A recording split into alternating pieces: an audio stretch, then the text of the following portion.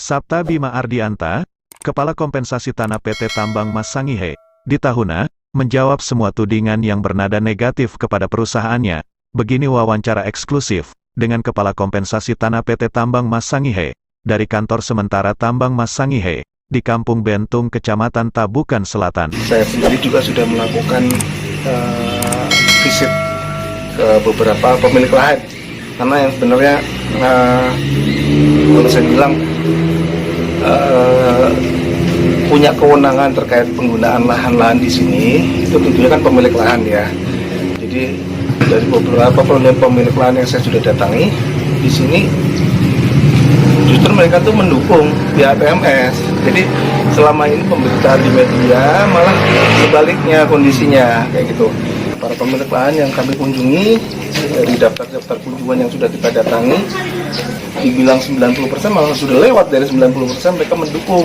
Mereka menunggu keputusan dari pihak perusahaan untuk penentuan harga. Berapa yang akan ditawarkan kepada pihak para pemilik lahan. Jadi gini, mungkin saya harus luruskan ya, sebetulnya kenapa kita gulirkan angka 5.000 di awal. Jadi sebelumnya kita memang ada menggunakan konsultan untuk melakukan mapping terkait dengan harga tanah, termasuk kegiatan identifikasi awal untuk pemetaan area rencana kegiatan usaha. Nah, dari kegiatan proses mapping tersebut, konsultan kami pun juga belum bisa menentukan ketemu harga yang menjadi ekspektasi dari masyarakat. Jadi bahasa dari masyarakat, ya kalau harganya cocok, ya kita akan jual kayak gitu. Nah, permasalahan itu kan harga cocok itu sendiri yang sampai saat ini kita juga belum tahu waktu itu. Nah, akhirnya mungkin pertimbangan manajemen pada saat melihat beberapa data-data tanah yang ada, daripada belum ada penetapan harga, jadi kita coba munculkan dulu. Sifatnya kan namanya orang mau beli kan, kita munculkan dulu. Dasarnya juga kita menggunakan dasar NJOP di wilayah tersebut kayak gitu. Jadi kita tawarkan dulu, kita sampaikan ke masyarakat. Tujuannya apa sih? Tujuannya pengen tahu respon dari masyarakat. Dengan nawaran seperti itu, akhirnya dari masyarakat mulailah ada yang menyampaikan, oh coba seandainya harganya 500.000 per meter. Nah, itu kan artinya tujuan dari kami untuk mengetahui ekspektasi awal dari masyarakat sudah kita ketahui dulu di awal seperti itu. Walaupun sebenarnya kan perusahaan pun juga memiliki batas keekonomian di dalam menentukan harga nilai yang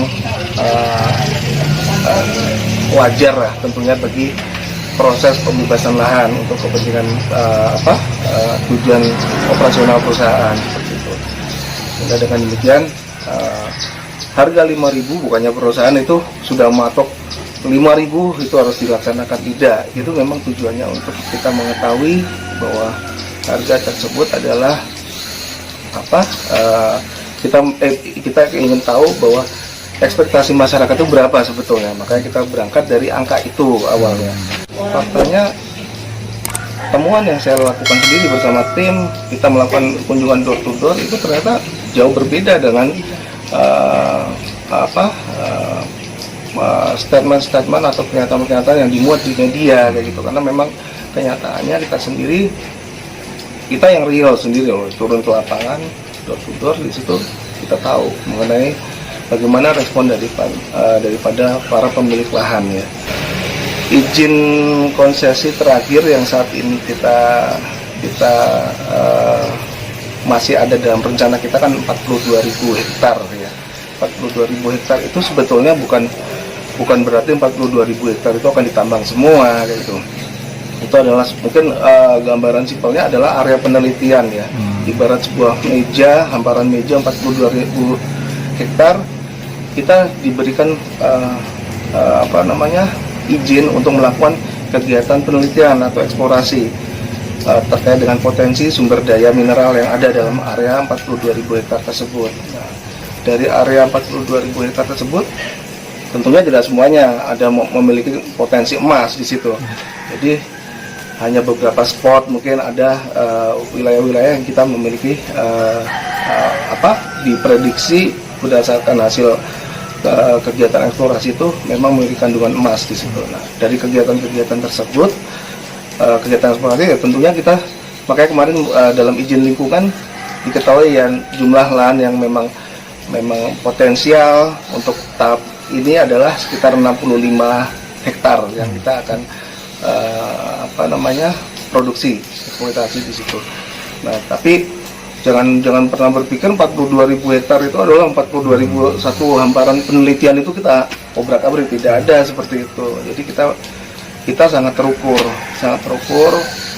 lokasi-lokasi yang memang punya potensi di situ, disitulah yang kita akan coba kita eksploitasi di situ. Jadi terkait dengan izin, saat ini kita memperoleh izin lingkungan sendiri 65 hektar di situ.